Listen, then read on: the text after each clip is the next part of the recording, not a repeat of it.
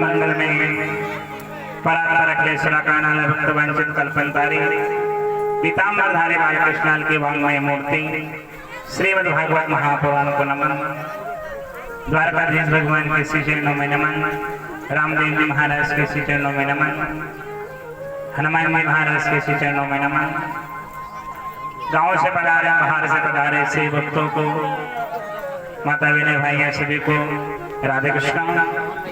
कलाकार मंचस्थ कलाकार भाइयों को राधे कृष्ण। विद्वजन ब्राह्मण गणों को सभी को राधे कृष्ण। साउंड वाले भाई सब, टेंट वाले भाई सबको राधे कृष्ण। आइए इस मन और इस वाणी को पवित्र करते हुए भगवान से नाम कीर्तन करेंगे। गोविंद भगवान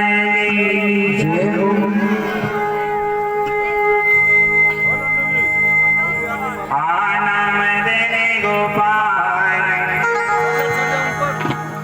आनम देने गोपाल हमारे हरि कीर्तन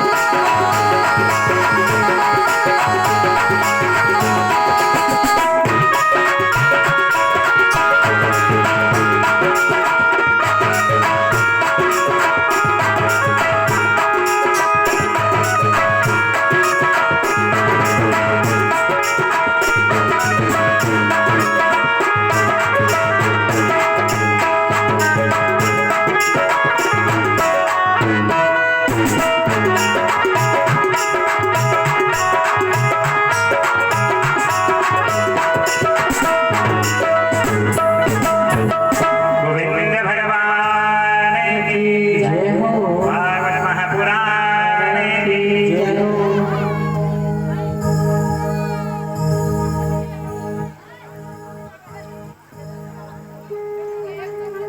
भागवतेन बहुजन्मानां संजितेन्द्रिया। कोई कहता है ना भाग्य का उदय होता है सर, बड़े भाग से सत्संग मिला, बड़े भाग से कथा मिली और बड़े भाग से हमें कहीं जानने का अवसर मिला।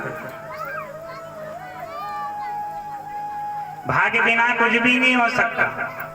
और भाग्य का ये भी है कि आप जब तक नहीं जाओगे तब तक आपको कुछ मिलेगा भी नहीं। कितना भी मत भाग्य के ऊपर छोड़ देंगे कि हम गए तालाब के पास में और अपन ने सोचा कि हमें जल मिल जाए, तो जल आपको नहीं मिल सकता। आप वहां गए और जाकर के पहुंचे, आपको रस्सी भी नहीं थी आपके पास में, जाने वाले ने रस्सी दी, भैया तुझे जल पीना है तो ये रस्सी में तुझे। और घर बैठे बैठे विचार करते तो कि भाग्य में होगा तो जल नहीं है जाएगा, भाग्य में होगा तो नहीं है जाएगा। कर्म तो करना पड़ेगा, कर से कर्म करहि विधि नाना, और जहां राखे मां कृपा निधाना। कर्म करते रहो। जिस प्रकार खेत में एक किसान गेहूं डालता है, सोयाबीन डालता है, मक्का डालता है, सब डाल करके आ जाए और 8 दिन बाद वो खेत पे जाए तो उस खेत को हरा भरा पाता है। वो बार बार खुद की नहीं देखे उन्हीं तो की नहीं होगी, देखता है क्या? एक विश्वास है, किसान का विश्वास है कि हमने जो फसल बोई है वो हमें प्राप्त हो जाएगी। विश्वास हो फल आएगा। विश्वास करोगे तो फल मिलेगा, विश्वास नहीं करोगे तो नहीं। ये भगवान की प्राप्ति है, इसके सिवा और कुछ भी नहीं है। भक्ते रहेंगे, भक्ते फिरेंगे, भक्ते भक्ते चले गए, पर अपने को मोक्ष का दरवाजा नहीं मिला। तो दरवाजा तो था बीच में, पर अपन ने देखा ही नहीं दरवाजा। देखा? यही है कि भागवतेन बहुजन्मानां, बड़े भाग से कथा मिलती है और बड़े भाग से किसी का संग मिलता है और बड़े भाग से सत्संग मिलता है। कितनी घड़ी का सत्संग? एक घड़ी का सत्संग। एक चोर था, चोर चोरी करता था, दिन रात चोरी करता था और चोरी का धन कमा करके पूरे परिवार को खिलाता था। खाते पीते परिवार पूरा चोर सब खूब कमा के लाए, चोर सबको खिलाए। एक दिन एक संत के यहाँ चला गया, संत के पास जाके पहुंचा तो संत का कमंडल रखा था और खड़ाऊ रखी थी चांदी की। ये उठाया और जाने लगा तो संत ने कहा, भैया एक काम कर, मेरा कमंडल और ले जा। मेरे खड़ाऊ तो ले जा रहा है तो ये कमंडल और ले जा, और ये बता पहले तो कि तू चोरी किसके लिए करता है? चोर पास में गया और जाकर के चोर ने सामान रखा और चोर ने कहा, मैं मेरी पत्नी के लिए चोरी करता हूँ, मेरी माँ के लिए करता हूँ, मेरे बेटे और बेटियों के लिए चोरी करता हूँ। संत ने कहा, तेरे लिए तो नहीं करता। संत ने क्या कहा? तेरे लिए नहीं करता। चोर ने कहा, मैं मेरे लिए तो नहीं करता हूँ, मैं घर वालों परिवार वालों का पेट पालन के लिए चोरी करता हूँ। संत ने कहा, एक काम करो, ये खड़ाऊ में ले जा, ये कमंडल सब लेके चला जाते हो, पर एक बात याद रख, घर जाकर के पूछना कि मैं चोरी करके जो धन ला रहा हूँ, इस चोर के हकदार आप हो कि नहीं हो? मैं पाप कर रहा हूँ, मैं पुण्य कर रहा हूँ, किसी को मार रहा हूँ, कुछ भी कर रहा हूँ। जैसे ही गए जाकर के पूछा घर वाले, पत्नी ने मना कर दिया, माँ ने मना कर दिया। पत्नी ने कहा कि मेरे पिता ने जब मेरा कन्यादान किया था, जब कह दिया था कि जमाई साहब इस बालिका को तो मेरे कन्या को ले जाओ, हमने कन्यादान कर दिया है, इसे भूखा रखो या पेट भरो, कैसे भी खिलाओ, चोरी करके खिलाओ या कमा करके खिलाओ, आप जाने। मेरे पिता ने पहले कह दिया।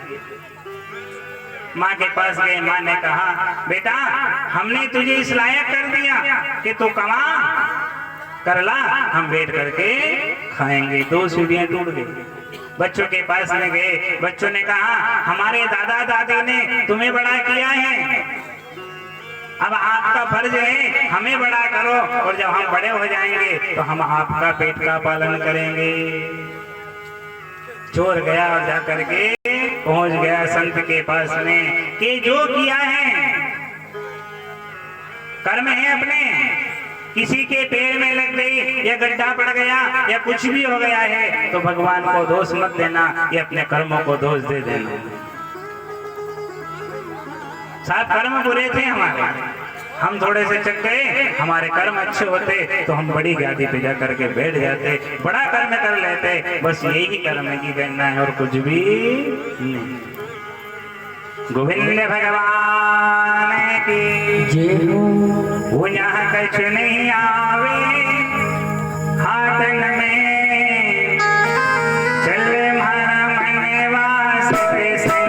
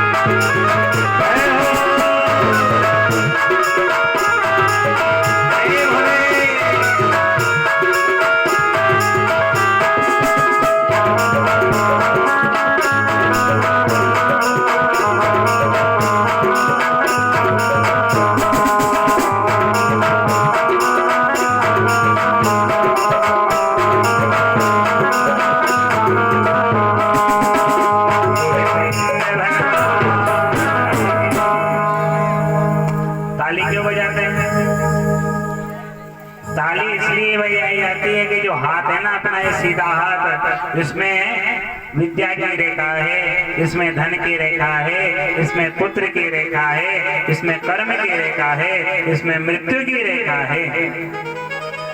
कोई बताए साहब हमारा हाथ देखना गुरुजी, हम कितने वर्ष तक और जिएंगे, कितने समय तक और जिएंगे। कोई कहे गुरुजी हमारे हाथ में देखना तो सही लक्ष्मी है कि नहीं।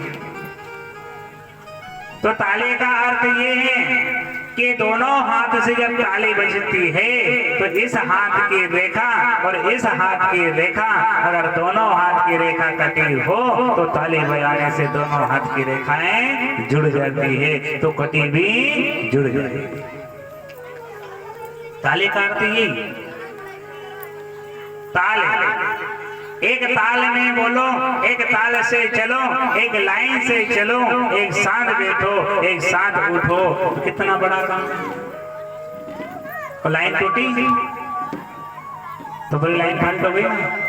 एक तार ये जो भगवान से जुड़ेगा और जुड़ करके सीधा अपने पास में आएगा। मनुष्य के पास में दो चीज हैं और वो जानवर के पास में नहीं। एक तो स्मरण शक्ति दी, एक जानेगा कहीं भी जा सकता है। वो जानवर बना बना कोटि के यहाँ कहेगा, हे भगवान तूने हमें शरीर अच्छा दिया, जानवर का दिया, पर दो चीज तो अच्छे दे देता हमें। जाना भी नहीं रहा, सोचना भी सीमित नहीं है। ये मनुष्य के पास में है, तभी भक्ता फिरे और जाता फिरे, पर भगवान कहाँ जाना चाहिए? कहीं भी जाओ पर सत्संग में भगवान के मंदिर में जरूर पहुंच जाओ। 2 मिनट के लिए, ज्यादा देर के लिए तो कहने लगे जाएंगे साहब भी तो भगत जी गएगा उनका अपना। भगत बनो, दीवाना बनना है किसका? भगवान के दीवाने बनो और भगवान के रंग में रंग जाओ। मेरा कैसे रंगी थी भगवान के रंग में, खाना पीना सोना बैठना सब भूल गए। सच्चिदानंद रूपाय विश्वोत्पत्त्यादि हेतवे तापत्रय विनाशाय श्री कृष्णाय वयं नमः। जीवन में 3 प्रकार के ताप बताए गए हैं, सत, चित और आनंद। सत का अर्थ है कि हम सदा सत्य बोलेंगे, कभी भी झूठ ना बोलेंगे। जो समझ लेना हर बात में कहना मैं सत्य बोल रहा हूँ, मैं सत्य बोल रहा हूँ, मैं सत्य बोल रहा हूँ, समझना जाना कि ये जरूर झूठ बोल रहा है। कसम कौन खाएगा? सत्य कभी कसम खाएगा नहीं खा सकता ना, झूठ खाएगा। जो भी कहे भगवान कसम हमने ये नहीं किया, हम करते ही नहीं है, कसम खा कर बात कह रहे हैं। सत्य कह रहा हूं मैं, सत्य कह रहा हूं, समझ जाओ कि ये सत्य में थोड़ा सा झूठ छुपा हुआ।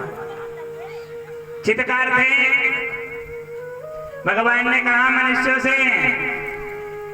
कि भगवान का चिंतन करना। क्या कहा? भगवान का चिंतन करना, मनन करना। पर मनुष्य ने सुन लिया गलत, वहां लिखा था चिंतन करो और मनुष्य ने सुन लिया कि चिंतन करो। हर काम की चिंता, कोई काम ना हो तो चिंता, कोई काम बिगड़ जाए तो चिंता। यहाँ बैठे हुए हैं तो भी मनुष्य के शरीर में चिंता भरी हुई है, चिंता चिता के समान। कोई अच्छा हष्ट पुष्ट रहे, खूब खाए पिए, सब कहे, उससे कह दो भैया एक काम करे ना, मुझे दुबला होना है, तो एक काम कर भैया 1 महीना चिंता करके देख ले। कितने महीने? 1 महीने चिंता करके देख लो, पूरा शरीर सूख जाएगा। सब कोई ना सोमवार का व्रत करे, ना गुरुवार करे, ना कोई से व्रत नहीं करे, फिर भी ये देखो खूब खाए पर इनका शरीर में लगे ही नहीं, तो वहां चिंता खाई जाएगी। आनंद की वही भाषा क्या है? खाना पीना सोना बैठना उठना सफर करना कहीं जाना, ये आनंद की परिभाषा नहीं है। आनंद की परिभाषा है कि एक क्षण भी भगवान के भजन बिना अगर रह गए हो तुम, और अगर भगवान के भजन में तुम लगे रहे, उसको ये आनंद कहते हैं। खाना पीना सोना बैठना ये सब जानवर सभी जीव कर रहे हैं, ये तो सबकी प्रवृत्ति बनी हुई है, पर भगवान के दर्शन करने का सौभाग्य तो मनुष्य को ही मिला। 3 प्रकार के ताप बताए गए हैं। देहिक देही भौतिक तापा राम राज कहूं।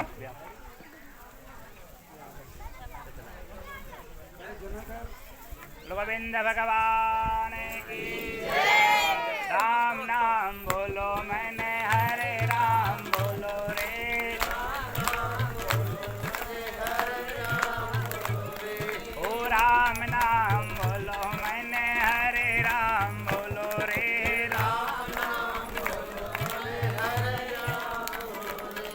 ओ राम नाम बोलो मैंने हरे राम बोलो रे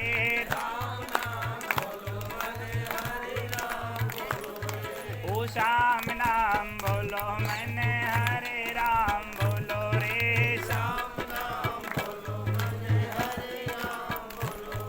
ओ राम नाम बोलो मैंने हरे राम बोलो रे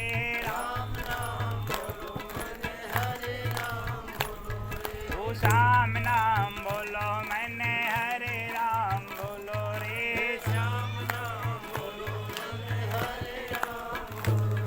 ओ बीत गए दिन भजन बिना रे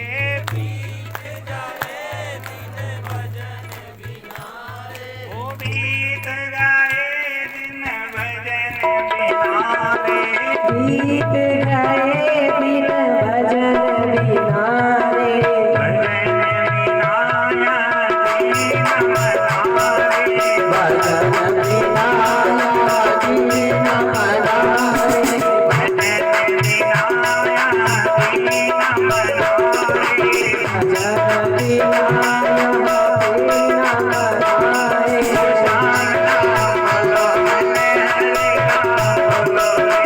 श्याम नाम बोलो मने हरे राम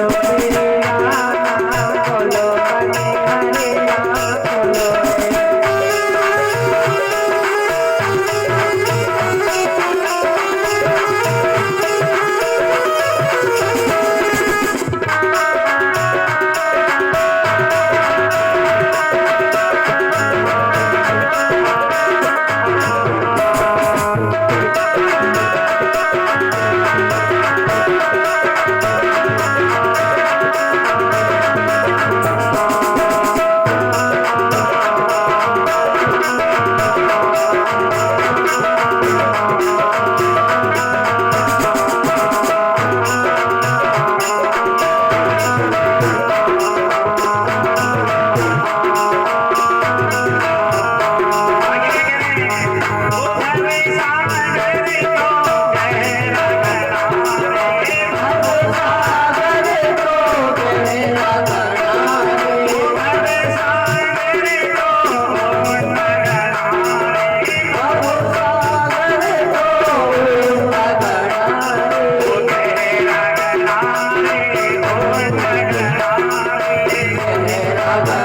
रे राम नाम बोलो मने हरे राम बोलो रे बोलो मने हरे राम बोलो रे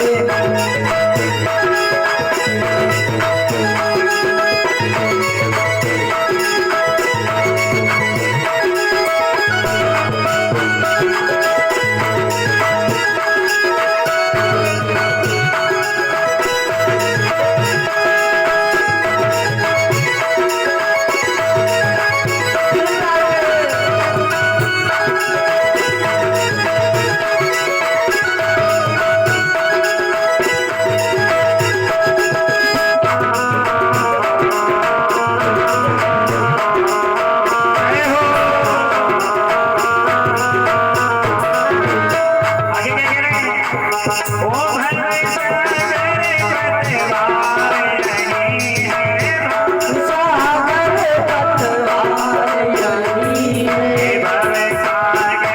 पतवार यही है बाबू सागर पतवार यही है सच्चे मन की पुकार यही है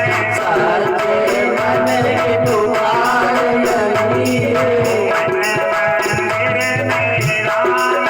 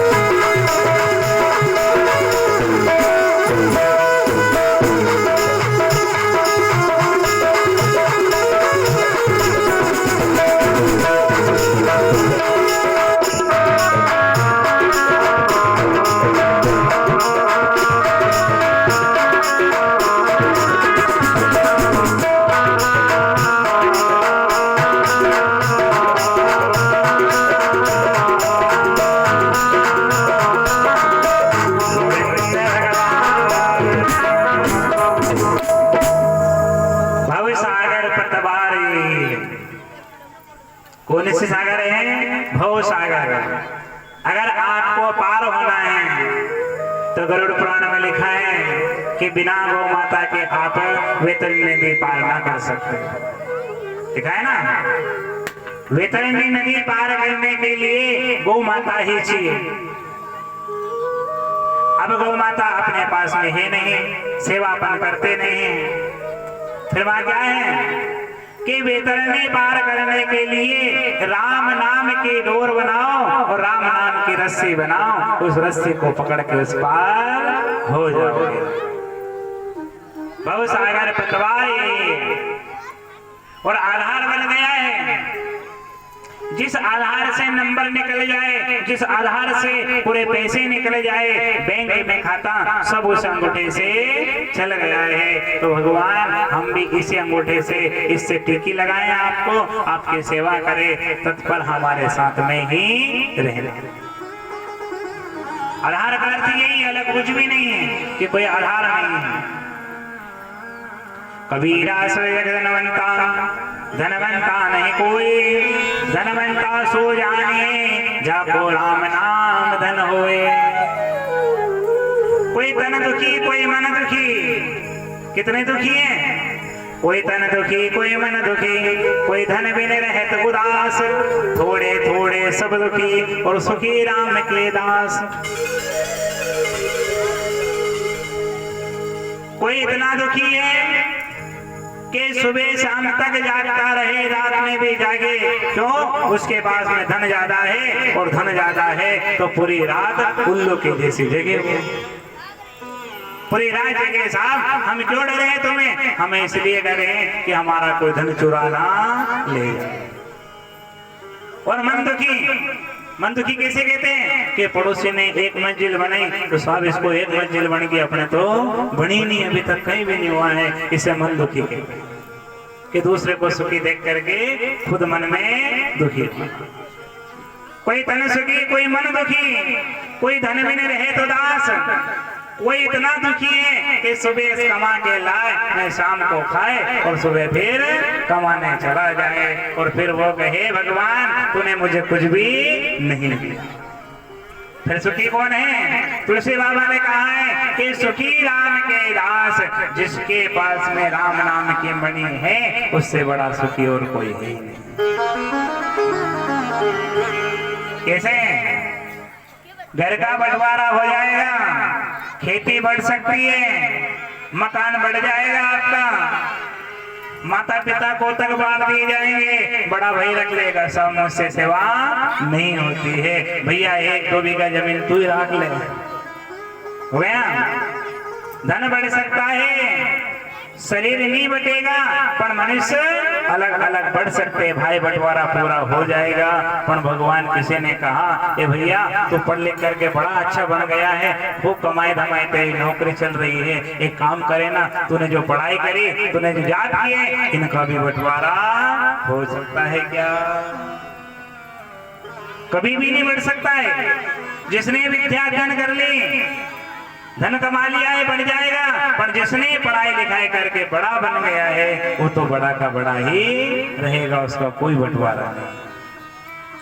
तो सुखी राम के दास, जिन्होंने राम नाम के मणि, राम नाम के भजन कर लिए, वही सुखी है सब। ऐसा नहीं है कि हम राम नाम का जाप नहीं करें, खाते पीते सोते बैठते उठते कभी भी करो। नाम नहीं लिखा है वहां कि नहाने वाला करे, बिना नहाए नहीं करे, सब करे और सब भगवान का नाम ले। हम तो कहें किसी से राम राम कर लो तो आपका बेड़ा पार हो जाएगा। सब दुश्मन से भी राम राम करो, अच्छे से भी करो, बेरे से भी करो, सबसे करो, जाते आते जाते बैठते उठते सबसे राम नाम का कीर्तन कराते रहो, अपनी माला अपने आप हो जाएगी। आपने कहा राम राम, हाँ साहब उसने राम राम में 2 शब्द उसने राम कहा, 2 बार आपने कहा, और 2 और बैठ गए तो 8 बार आपकी माला चालू हो गई। ये राम नाम की माला, इसे ना छोड़ना ना तोड़ना, ना टूटेगी, और टूट गई तो फिर नहीं जुड़ेगी। मरने के बाद में, मरने से पहले बेटा कहे, बहू कहे, पत्नी कहे, भगवान का नाम ले लो, भगवान का जाप कर लो, भगवान का कीर्तन कर लो, फिर वो मनुष्य के अब तो दांत भी नहीं दिया, जीवान भी लखलखाने लग गई है, गर्दन हिलने लग गई, अब राम का नाम कैसे लूं? राम का नाम है कि जब किसी ने राम राम करी तब आपने मुंह फेर लिया, और अब राम नाम का काम आया तो तुमने खुद ने ही मुंह फेर लिया। अंत सने सुमति, जैसी मति, जैसे अंत में विचार करोगे वही गति आपको प्राप्त हो सकती है। सब जैसा आप कर्म करोगे वही आपको कर्म में मिलना है। बोया पेड़ बमूल का, आम कहाँ से खाए? अपन ने पेड़ ऐसा बोल दिया बमूल का कि भी आम देगा ही नहीं अपने। पेड़ होता है, किसी ने कहा साहब काय के पेड़ लगाए? साहब हमने बढ़िया आम के पेड़ लगाए। पूरी जिंदगी चलेंगे जब तक वो पेड़ नहीं सूखेगा तब तक आम खाते रहोगे। और कहीं भुमोड़ का पेड़ लगाया तो कहीं काम होगा? यही रास्ते में कांटे मिलेंगे और वही रास्ता अपने लिए खराब मिलेगा। गोविंद भगवान की जय हो। आइए नेमी शरण में चलते, जहाँ 88,000 संत जन विराजमान हैं, बड़े बड़े ऋषि बैठे हैं।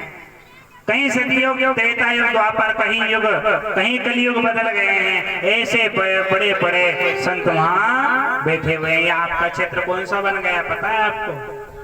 नेमी सारण क्षेत्र।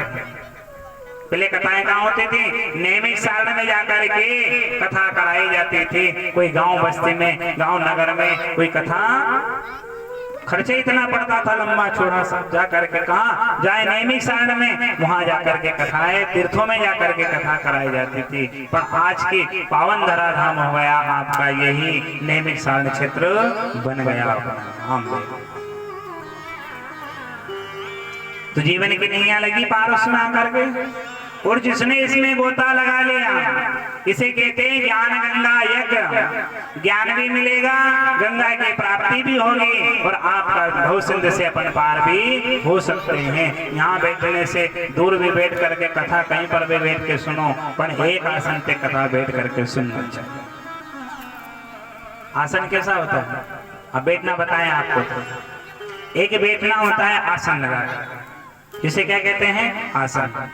और एक आसन होता है वो ऐसे बैठ जाते हैं ना अपन हाथों में, ऐसे बैठ, हाँ, तो इसे क्या आसन कहते हैं? इसे सोच वाला आसन कहते हैं। सोचना कभी बैठ करके आप इस प्रकार बैठना, और आपके मन में भगवान के जाप करना, और ऐसे हाथ से बांध करके बैठ जाना। आप जाप 1 या 2 बार बोलोगे, उसके बाद में आपका मन सोच में चला जाएगा, दूसरी जगह चला जाएगा, वहां नहीं रहेगा। इसे कौन सा आसन कहते हैं? सोच। और एक हमारी माताएं जब वहाँ गेट के यहाँ बैठती है ना, कभी बाहर बैठ गई और बैठे बैठे छोरो नहीं आया बाजार से, नहीं इंतजार कर रही, तो यूं हाथ धर लियो माथा के। इसे कौन सा आसन कहते हैं? कर्म आसन। कभी भी भूल करके सिर के हाथ यहाँ धर करके नहीं बैठना, ऐसे करके नहीं बैठना कभी भी। भगवान के ऊपर विपत्ति पे विपत्ति आई, पुत्र सब मर गए, बड़ा कष्ट आया, स्वयं को बाण लग गया, उसके बाद में भी भगवान ने कभी अपने सिर के ऊपर हाथ धर के नहीं।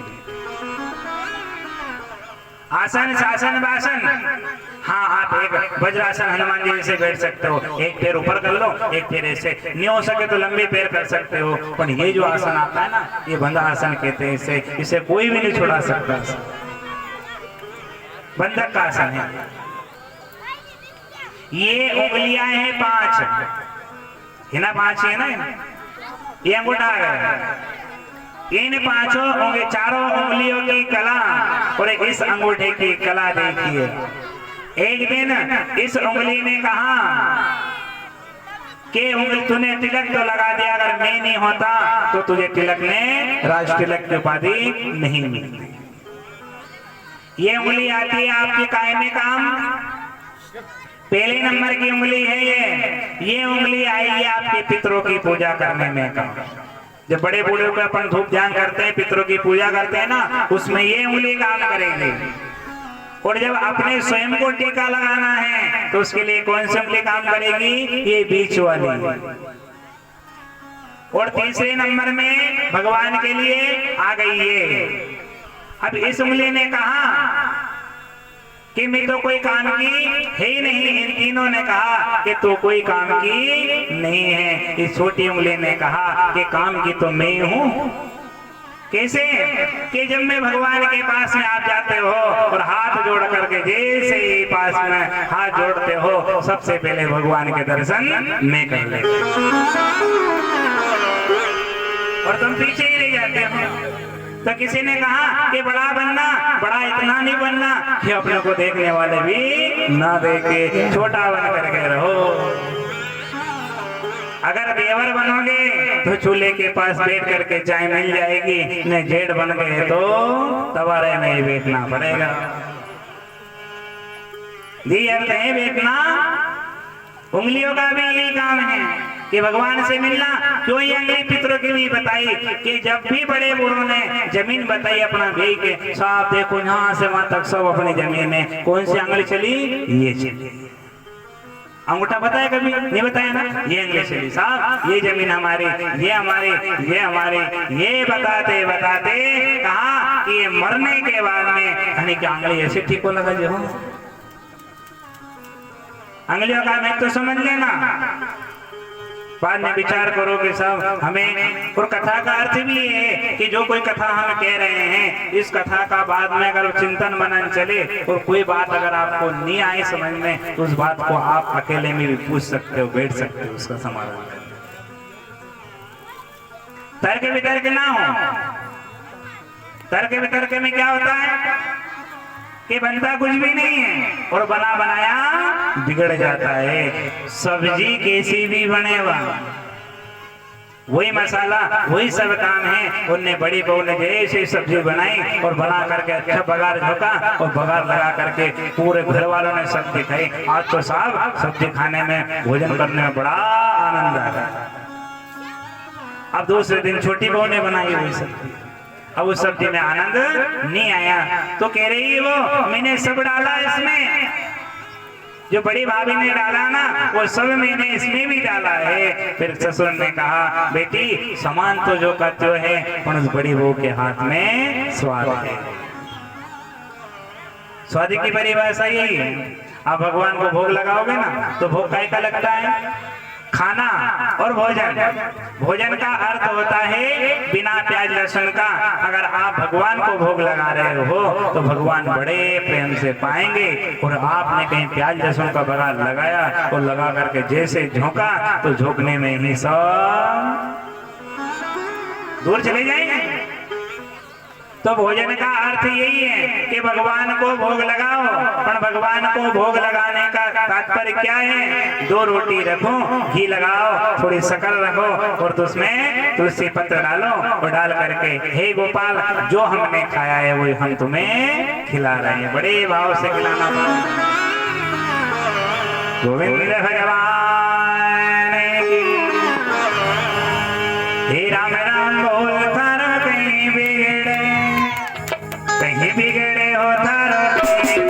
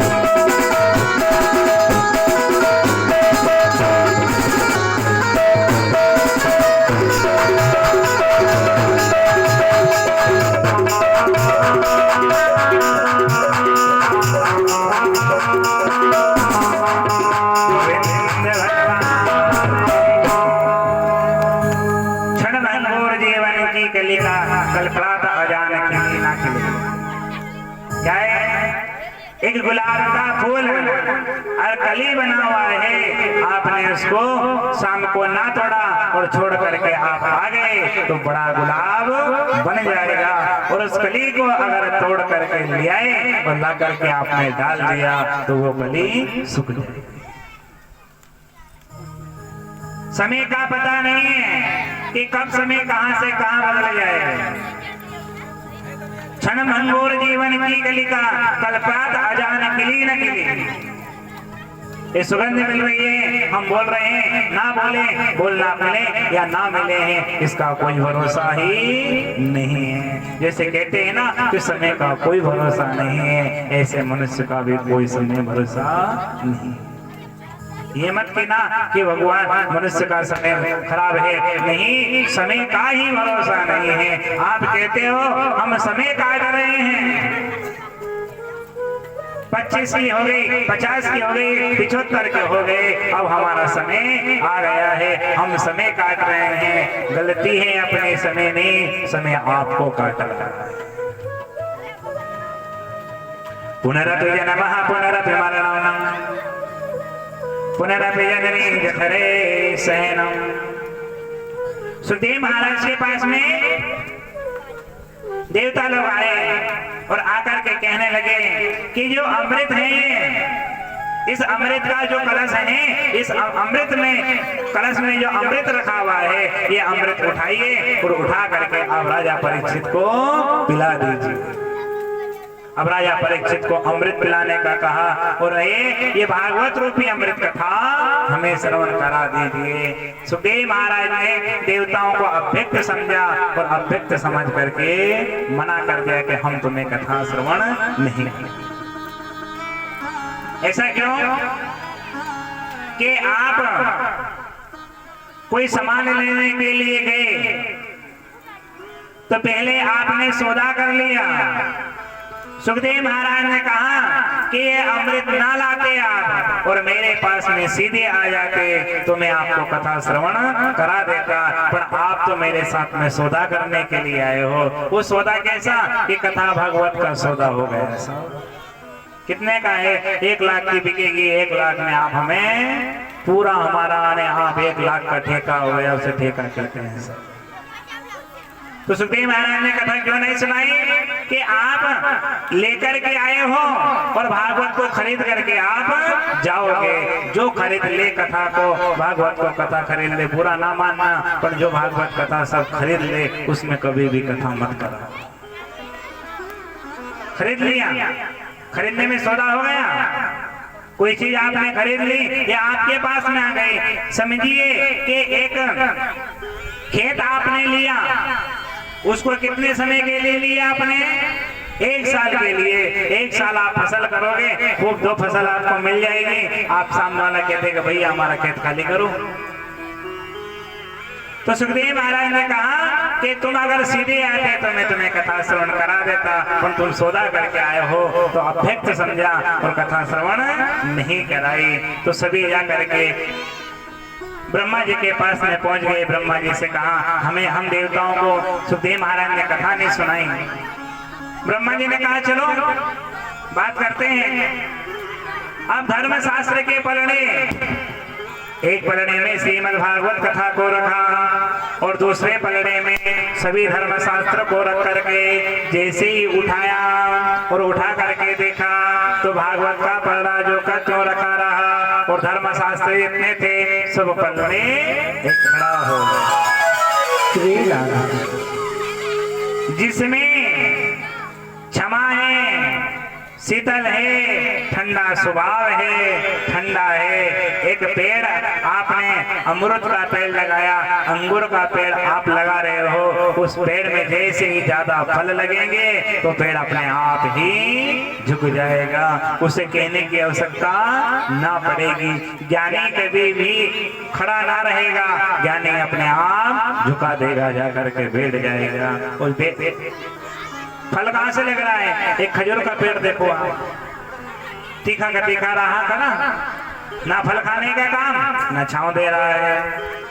आम है आपके पास में, आम में आपने पत्थर भी मारा, लकड़ी भी मारी, और उस आम ने आपको अच्छा फल दिया, उसको आपने पा लिया है। वो आम कह रहा भैया मुझे मार तो मत, पर कभी कहा उसने कि भैया मुझे मत मार तू। ये होता है संतोषी और सदा सुखी, इसे संतोष का स्वभाव कहते हैं। सब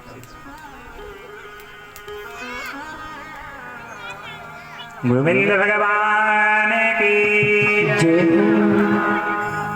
सोनकादि ऋषि बोले, सूर्य भगवान के पास में गए और जाकर के सबने स्वागत किया। सोनकादि ऋषि कहने लगे,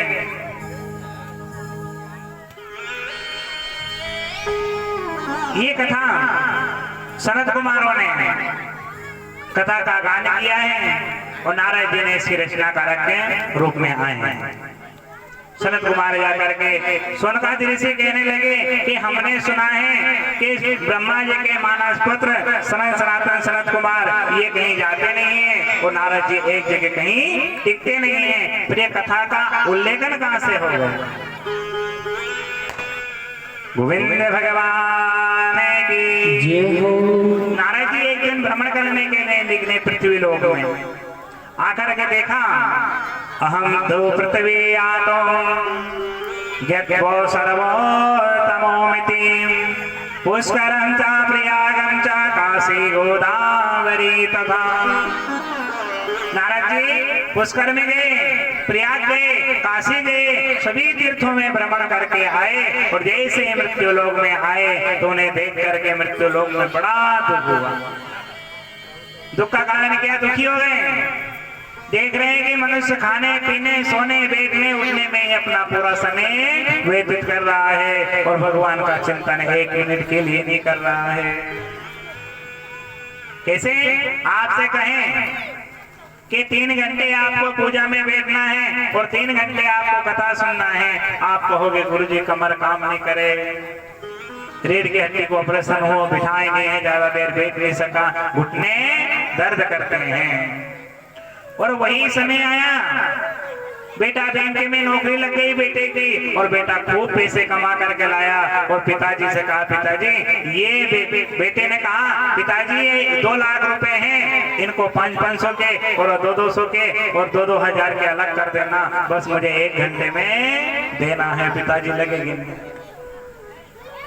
ऐसा हाथ चला, 1 घंटे में पूरा माल साफ कर दिया।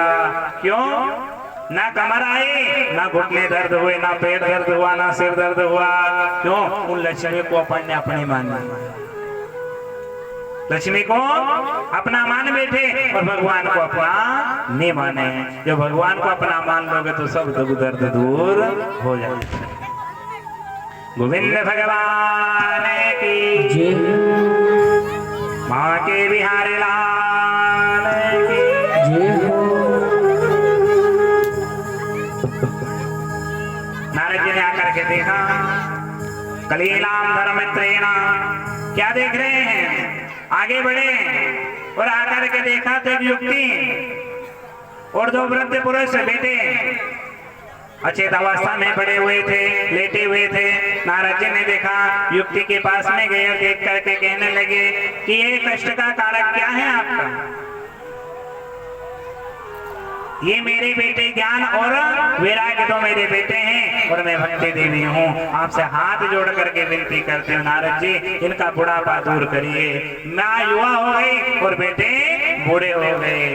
नारद जी ने पूछा, ऐसा क्यों हुआ? कि मैं जब भी गई युवा हो गई, युक्ति के हिसाब से नारद जी ने 6 वेद, 4 वेद, 6 शास्त्र, 17 पुराणों का उल्लेख कराया। सभी पुराण सुनाए, पर नारद ने ज्ञान वैराग्य का बुढ़ापा दूर नहीं, अचेत अवस्था में भी नहीं हुए। गीता का पाठ सुनाए, थोड़ी आंखें खुली, नारद जी भयभीत हो गए, सीधे भगे वहां से और जाकर के पहुंचे। तो जाते जाते सनत कुमारों के पास में पहुंच गए। सनत कुमारों ने कहा, बड़े उदास दिख रहे हो नारद जी, कारण क्या है आपका? कि मुझे भक्ति देवी का कष्ट का निवारण करना है और ज्ञान वैराग्य का बुढ़ापा दूर करना है, पर मैं कैसे करूं? सनत कुमारों ने कहा कि उन्हें श्रीमद् भागवत कथा श्रवण कराई। नारद जी ने कहा, कथा मैंने 4 वेद, 6 शास्त्र, 17 पुराण सबका उल्लेख करा दिया है, पर उनकी आंखें खुली भी नहीं। सनत कुमारों ने कहा कि श्रीमद् भागवत कथा श्रवण कराइए। नारद जी कह रहे हैं, ये इतने से नहीं उठे तो भागवत से कैसे उठ जाएंगे?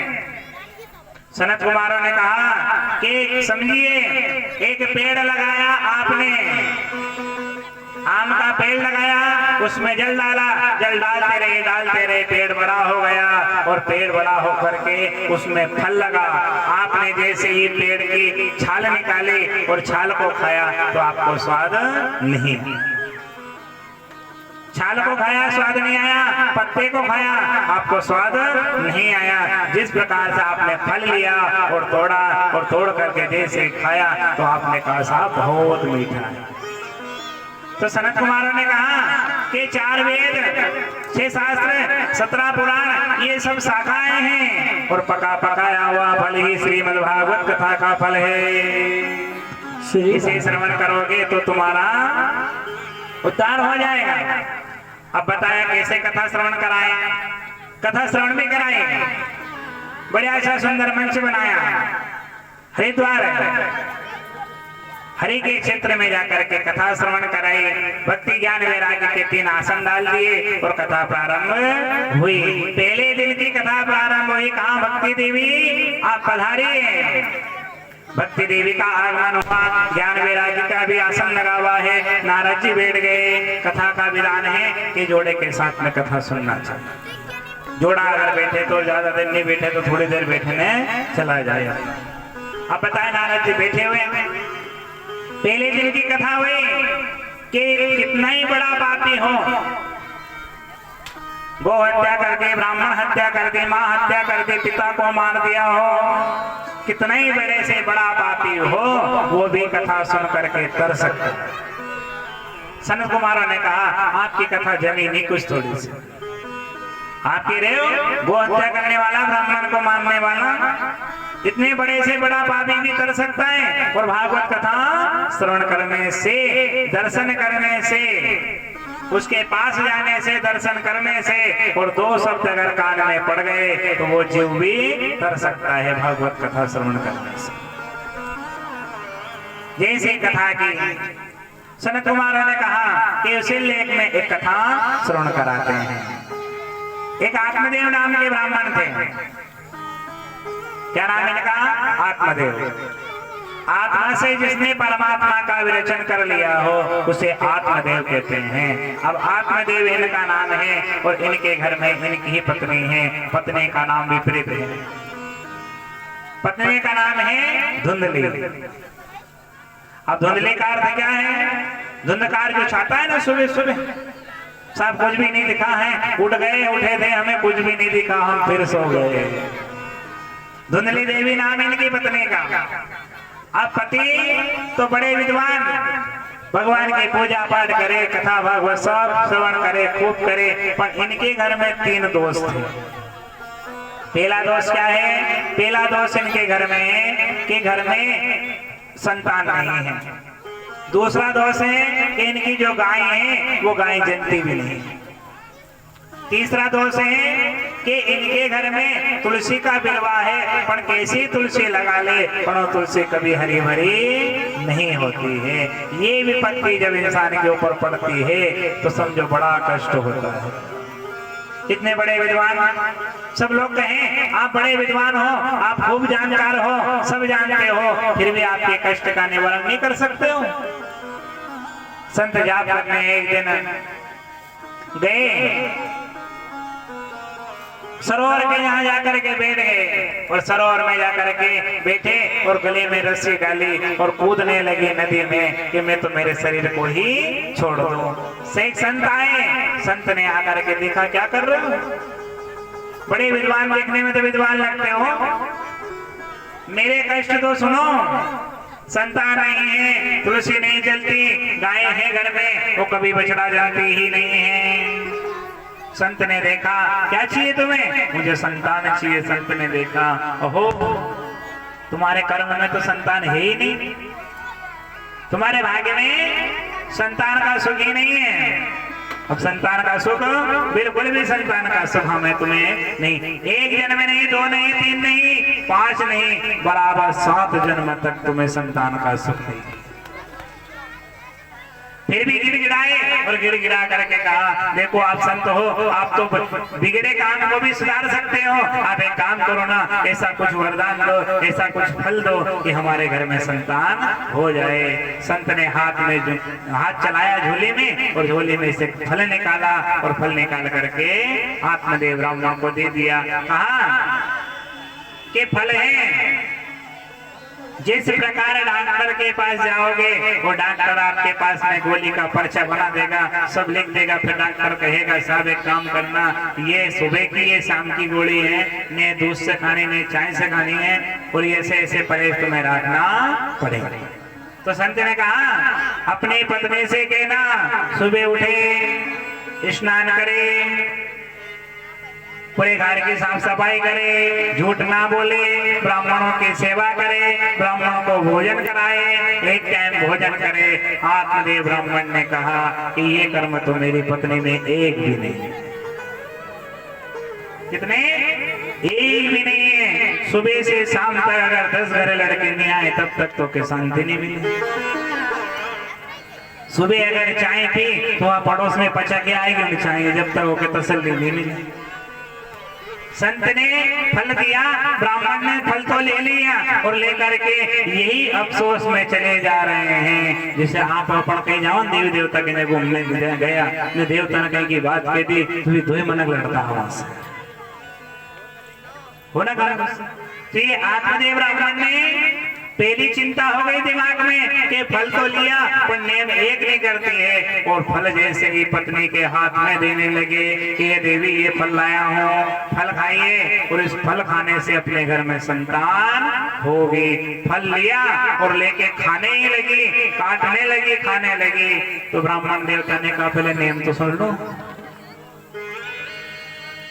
स्नान करना है, झूठ नहीं बोलना, लड़ाई झगड़े नहीं करना है, ब्राह्मणों की सेवा करना है। इतने जैसे ही काम बताए तो धुंधले के पैरों में दूजनी बना गई।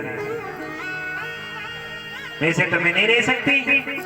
फल लिया और फल लेकर के भगवान के यहाँ रख दिया। 1 2 4 6 8 दिन हो गए फल को रखे रखे। एक पड़ोसन की बहन है की सहेली आई और आकर के देखा, क्यों बहन बहुत दुबली, तुम तो बहुत अच्छी कट्टी थी, अब दुबली हो गई हो, देख तो सही तेरे जीजा जी फल लाए हैं, उस फल को कहा है कि उस फल को जो खाएगा उसको संतान हो जाएगी, गर्भ ढेर जाएगा। अब बहन भी हो गई माथा पे। बहन ने कहा कि फल खाने से भी संतान होती है, एक काम कर, ये फल तो मत खा, मेरे गर्भ में बालक है या बालिका है, मेरे गर्भ में 1 महीना चालू हुए हैं, एक काम करना, तू फल मत खा और मेरी जो संतान होगी वो तेरे पति को तू बता दे। तूने फल खा भी लिया, गर्भ ठहर गया, गांव में आग लग गई, तो भग भी नहीं सकती है, तो तीखा नहीं खा सकती, तो तीखा नहीं बोल सकती, तो तेज नहीं चल सकती, चुगली नहीं कर सकती। ये सब बातें जैसे ही बताई तो बहन का दिमाग में कैसेट गई, घूम गई कि अब मैं तो ये फल खाऊं नहीं। फल उठाया और उठा करके गौ माता को फल दे दिया। गौ माता ने फल को प्राप्त किया। कुछ समय प्रांत बीता, वही समय पूरा हुआ, गौ माता के गर्भ से एक बालक ने जन्म लिया। और जन्म कैसा लिया? पूरा शरीर मनुष्य का है, पर जो कान है वो गौ के समान है। आत्मदेव ब्राह्मण ने देखा और देख करके कहा कि ये मेरे गाय के गर्भ से आए हैं और गौ के शरीर इनके कान हैं। तो आत्मदेव ब्राह्मण ने अपने बालक का नाम गोकर्ण रख दिया। गोकर्ण महाराज गोकर्ण नाम रखा। इधर पत्नी से पूछा, देवी हाँ हमने फल खा लिया है, हमें अभी से और थोड़ा समय है, और थोड़ा समय। ऐसे कहते कहते पूरा समय व्यतीत हुआ और सहेली के यहाँ बालक ने जन्म लिया। उस बालक को ला करके अपनी गोद में सुलाया और पति से कह दिया कि अपने घर में भी पुत्र की प्राप्ति हो गई। अब पुत्र खूब धन लौटाया, जितना धन था खूब धन लिया और दे करके हीरे जवाहरात बांटे, गोदान किया, वस्त्र दान किया, सब खूब बांटे। और बांटने के बाद में खूब दान दिया।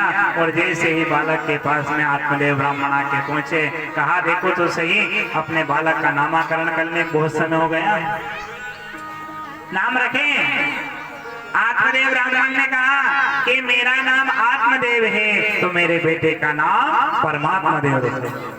जैसे ही नाम सुना धुंधले ने, नहीं नहीं आपके नाम से काम नहीं चलेगा, मैंने 9 महीने रखा है, सेवा मैंने करी, मेरे बेटे का नाम मेरे नाम के ऊपर रहेगा। मेरा नाम धुंधली है तो मेरे बेटे का नाम धुंधकारी रहेगा। पति ने कहा देवी जैसी तुम्हारी इच्छा। बनती कब है पति पत्नी में कि पति भी पत्नी की सुने और पत्नी भी पति की, दोनों की आपस में सुने। पर सुने कहाँ तक? जो 4 दीवारी के अंदर ही सुने। कहाँ सुने? 4 दीवारी के अंदर, और 4 दीवारी के बाहर नहीं सुने। तो ये तालमेल खट्टा मीठा खाता रहे, नहीं मालूम पड़े कि वो घर के बाहर सुना है। देवी ये कहाँ बैठे थे? अंदर थे घर में। देवी जैसी तुम्हारी इच्छा। अपने घर संतान तो हो गई। ये धीरे धीरे बड़े होने लगे। गोकर्ण महाराज तो विद्या अंजन करने के लिए काशी पड़े चले गए, बड़े विद्वान हो गए। अब ये खल जैसा काम करने लगा, चोरी करने लगा, डकैती डालने लगा। माँ ने खूब समझाया, धन माँ ने दिया, देती रही। और माँ ने धन देना जब बंद कर दिया तो माँ के ऊपर जैसे हाथ उठाया, माँ धन नहीं देती तू मुझे। माँ ने कहा मेरे बेटे ने मेरे ऊपर हाथ उठाया, इससे मुझे जीना ही नहीं चाहिए। गई जाकर के एक सूखे कुएं में जाकर के अपने शरीर को छोड़ दिया। आत्मदेव ब्राह्मण बड़े दुखी हुए और दुखी होकर के विलाप करने लगे। चले गए वन छोड़ करके, घर छोड़ करके गए। बेटे ने गोकर्ण महाराज ने कहा पिताजी अब आपको यहाँ नहीं रहना चाहिए, अब चले जाओ वन। 51 जब 50 की उम्र हो जाए तो उसके बाद में भी बेटा भी के पिताजी अब आपके सूझनी पड़े, अब एक काम करो, अब आप बैठ जाओ एक जगह। कि उम्र कौन सी हो जाए वो? 51। अब वन में जाने की तैयारी करो। अब तुम्हें यहाँ नहीं रहना है, अब तुम वन में ही रहना है। तो वन कहाँ है? एक अलग घर बनाओ, उस अलग घर में खूब बड़े प्रेम से रहो। इधर धुंधकारी ने वेश्याओं को ले आया, घर में रहने लगा, खूब चोरी करे, खूब धन कमाया। एक दिन राजा के यहाँ धन चुरा करके चोरी करके लाया और धुंधकारी ने देखा धन लाया है, वो धन लेकर के आया।